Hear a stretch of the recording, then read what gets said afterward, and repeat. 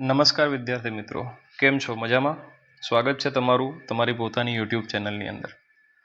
આજે આપણે ધોરણ 12 વિષય ગુજરાતી પાઠ 3 દમયંતી સ્વયંવરના સ્વાધ્યાયની ચર્ચા કરવાના છે અને સોલ્વ કરવાના છે. પણ એ પહેલાં મહત્વની સૂચના કે અત્યાર સુધીના તમારા વિષયના જે પાઠ નંબર 1 અને 2 છે એનું સ્વાધ્યાય સોલ્યુશન થઈ ગયું છે.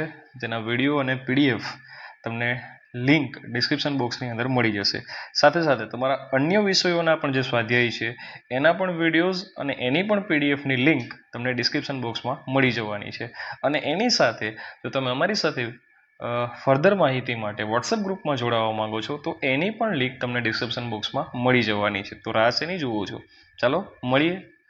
ઓકે, ચાલો આગળ વધીએ આપણે આપણા સ્વાધ્યાયના સોલ્યુશન તરફ. નાનો સ્વાધ્યાય છે એટલે ફટાફટ પતી જશે.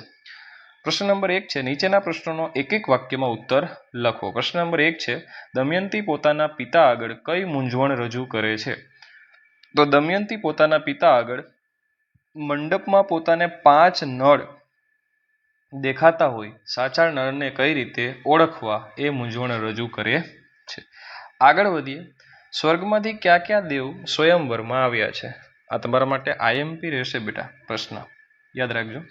સ્વર્ગમાંથી ઇન્દ્ર રાજા, વરુણદેવ, અગ્નિદેવ, યમરાજા એમ 4 દેવો સ્વયંવરમાં આવેલા છે.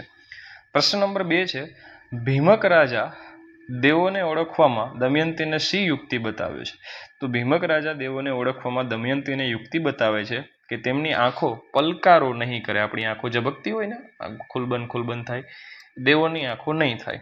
તેમના વસ્ત્રો સ્વચ્છ હશે અને તેઓ અંતરિક્ષમાં ઊભા હશે. આગળ વધીએ પ્રશ્ન નંબર 4 તરફ. કલયુગને નળના શરીરમાં પ્રવેશવાનો મોકો શી રીતે મળ્યો? એક દિવસ સંધ્યા સમયે નળ જળથી પગ ધોતા હતા, એવામાં તેમની પાની કોરી રહી જતા કલયુગને તેમના શરીરમાં પ્રવેશવાનો મોકો મળ્યો. પ્રશ્ન નંબર 2 છે અહીંયા, માફ કરજો થોડું, પ્રશ્ન નંબર 2 છે અહીંયા. નીચેના પ્રશ્નોના સવિસ્તાર ઉત્તર લખો અને એનો પ્રશ્ન ક્રમાંક 1 છે, દેવોએ નળ અને દમયંતીને પ્રસન્ન થઈને કયા કયા વરદાન આપ્યા? દેવોએ નળ અને દમયંતીને પ્રસન્ન થઈને કયા કયા વર આપ્યા અથવા તો કયા કયા વરદાન આપ્યા? બરાબર છે. ચાલો અહીંયા બીજો કરી દઉં છું એટલે તમારે કન્ફ્યુઝન ના થાય. આગળ વધીએ મિત્રો. તો એનો જે કાંઈ જવાબ છે એ સવિસ્તાર અહીંયા તમારી સામે ઉપલબ્ધ છે. પ્રશ્ન નંબર 2 છે, દમયંતી સ્વયંવર કરવાની જે કથા છે આખી એ તમારે તમારા શબ્દોમાં વર્ણવવાની છે. તો તમારા માટે અમે અહીંયા વર્ણવી દીધી છે, તમારે બસ એનો ઉપયોગ કરવાનો છે. આગળ વધીએ. પ્રશ્ન નંબર 3 આવશે અહીંયા હવે, જેમ તમે સમજી ગયા હશો.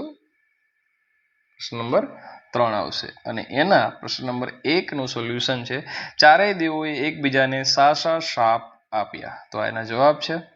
બીજું, નળ દમયંતીનો પ્રસન્ન દાંપત્ય જે પ્રેમ છે એ તમારે વર્ણવવાનો છે. તો આ એના પ્રશ્નનો જવાબ છે. બસ, તો અહીંયા આપણું સ્વાધ્યાય સંપૂર્ણ રીતે પૂર્ણ થાય છે. આવી જ રીતના અન્ય સ્વાધ્યાયના સોલ્યુશન્સ, અન્ય વિષયના સ્વાધ્યાયના સોલ્યુશન્સ માટે અમારી સાથે જોડાયેલા